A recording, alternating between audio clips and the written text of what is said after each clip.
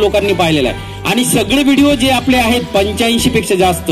ते सगळे 25 लाखापेक्षा जास्त लोकांनी पाहिलेले आहेत। आणखी माझी सगळ्यांना विनंती अशी आहे की तुम्ही काय करा, तुमच्या मोबाईलवर अँड्रॉइड मोबाईलवर आता नेट तर जवळपास फ्रीच असल्यासारखं असतं, कॉलिंग आणि नेट, तर त्याच्यामध्ये आपल्या शाळेच्या YouTube चॅनलला भेट द्यायची